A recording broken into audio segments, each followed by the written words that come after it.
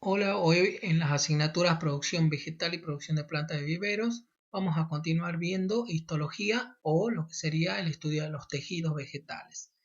Soy el profesor Leopoldo Rizzo.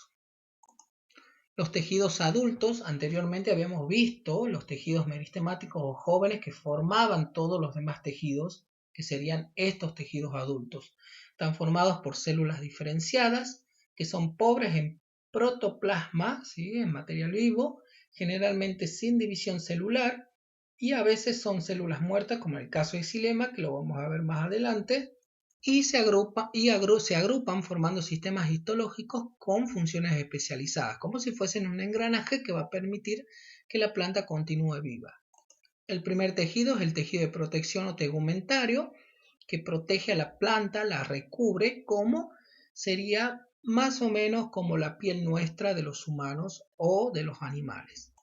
El primer tejido tegumentario que vamos a ver es la epidermis, ¿sí? Que está en las hojas, las flores, los tallos, o se puede encontrar en las raíces, siempre recubriendo la planta. Al recubrir la planta tiene una función de protección, ¿sí? Vamos a ver la forma de esta. Por ejemplo, tiene una cutícula por fuera de lo que serían las células epidérmicas. Esa la va a cubrir, ¿sí? Esta cutícula es una capa cerosa que le permite a la planta sobrevivir a condiciones adversas, como por ejemplo cuando hace mucho calor o cuando hace mucho frío, ¿sí? En este detalle se puede ver el tejido, el corte de una hoja, ¿sí? Donde nosotros tenemos, por ejemplo, la cutícula, ¿sí? Las células epidérmicas. Después vamos a ver el tejido parenquimático que le continúa acá, los haces vasculares. Y enseguida vamos a ver lo que son los estomas, que es esta abertura que se ve acá. Algo que no podemos pasar por alto son las formaciones epidérmicas, como por ejemplo los pelos.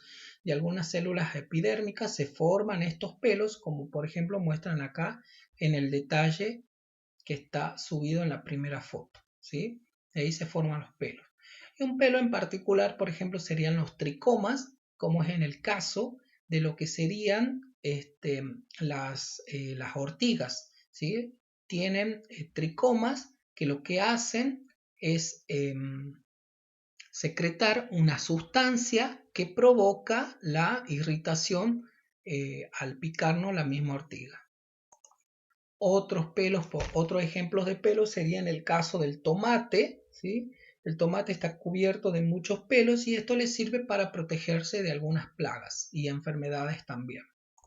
Otras formaciones epidérmicas son los estomas, que son unas aberturas que se van a ver, ¿sí? A través de células especializadas que se llaman estomáticas.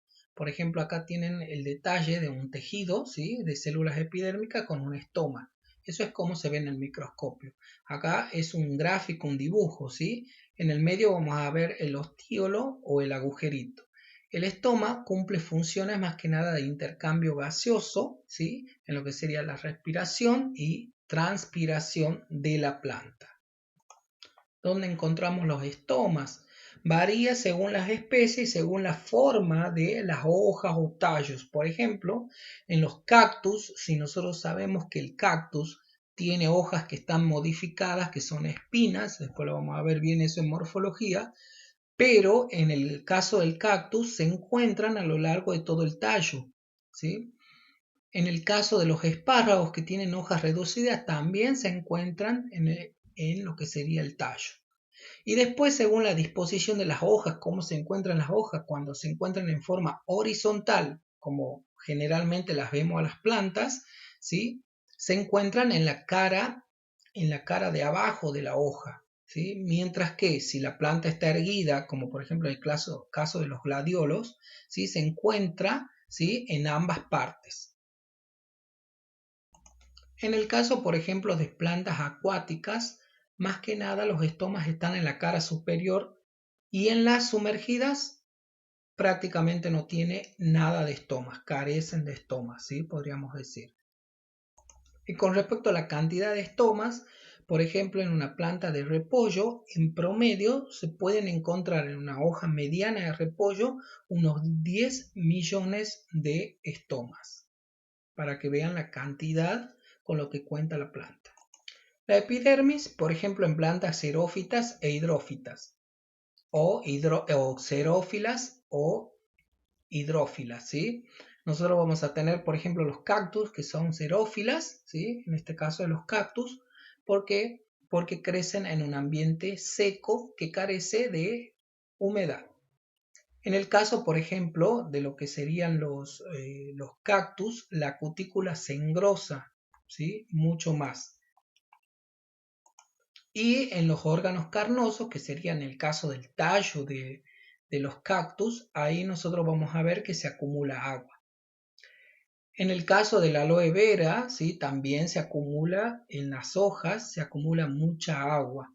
No es xerófila la aloe vera, por la duda, claro, solamente los cactus en este caso. Y por ejemplo, otra forma también es que forman muchos pelos, ¿sí? Tiene, por ejemplo, este cactus que tiene muchos pelitos, ¿sí? Eso es para proteger más que nada a los estomas. En el caso de los cactus, donde imagínense que tienen sol todo el tiempo, tienen poca humedad, entonces sí o sí necesitan proteger ese intercambio gaseoso y realizar la transpiración. En el caso de las plantas hidrófilas, ¿sí? Disponiendo de agua en abundancia, presentan dispositivos contrarios. Las hojas ya son más grandes, con poca cutícula y con abundantes estomas, que son aeríferos, ¿sí? Y acuíferos. Carecen de pelos o muy pocas tienen pelos. El segundo tejido que vamos a ver de protección es el tejido suberoso, ¿sí? Muchas veces en el lugar dejado por la epidermis aparece una o varias capas de células cuyas paredes se van suberificando, se van llenando de suberina, que es una sustancia característica, ¿sí? En la parte, por ejemplo, de lo que sería el tallo o de la raíz. Por ejemplo, acá se puede ver cómo se van desprendiendo las capas, ¿sí? De células muertas, ¿sí? Esto sería en el caso de que se forme el tejido suberoso en lo que sería, por ejemplo, la vid o en la planta de banana o en lo que serían los eucaliptos.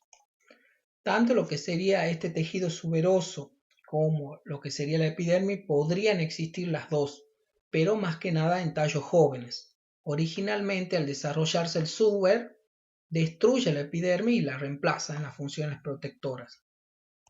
El tejido de continuo es el tejido de sostén, es un tejido muy resistente que comunica a la planta la dureza y la solidez, le brinda a la planta la dureza y la solidez necesaria. De ese modo el tallo puede mantenerse erguido y sostener las ramas, y las hojas pueden resistir la violencia del viento.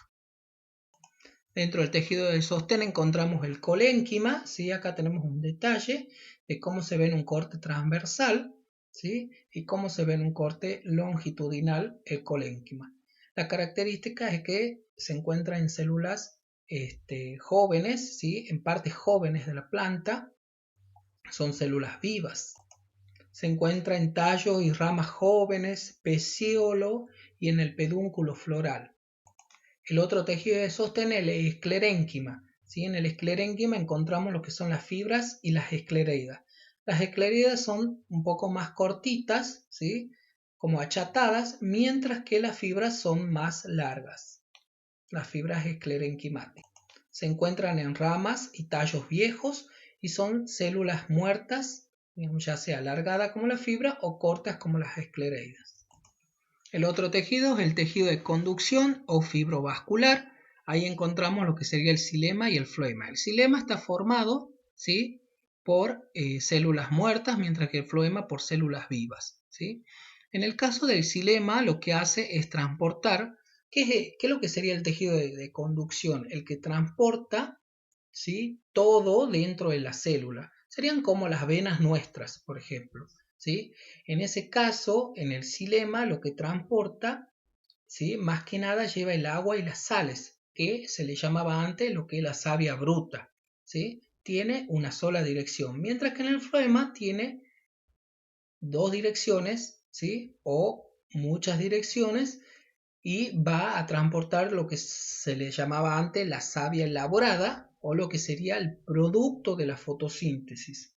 Ustedes si recuerdan, un poco, cuando habíamos hablado de fotosíntesis, decíamos que las plantas podrían formar, ¿sí?, componentes químicos a partir de la energía solar. Todos esos componentes químicos van a ir en un fluido que se va a ir distribuyendo por toda la planta y eso lo logra el floema, ¿sí? Por eso dice acá que transporta agua y alimentos. Por último tenemos los tejidos de elaboración como los parénquimas, ¿sí? El parénquima clorofílico, por ejemplo, nosotros lo encontramos en tallos jóvenes, como por ejemplo acá, que muestra la figura de un ajo, de una plantación de ajo y tallos jóvenes de la misma. Ese sería el parénquima clorofílico, ¿sí? Tenemos dos tipos de parénquima, clorofílico y después vamos a ver el parénquima incoloro. Por lo general, al ser clorofílico, que tiene mucha clorofila, ¿sí? Eso quiere decir que tiene mucha actividad fotosintética. Y por último, tenemos el tejido parenquimático, que sería el parénquima incoloro, que más que nada que ya no tiene clorofila y que está reservado, por ejemplo, para lo que sería la reserva en las plantas, como por ejemplo en los tallos, en los tubérculos de la papa, ¿sí? Ahí nosotros vamos a ver que se forma el tejido parenquimático incoloro que va a cumplir la función de reserva de almidón. Bueno, con esto terminamos, espero que les haya servido. Va a haber un soporte escrito para que puedan leerlo de una manera más detallada todo esto.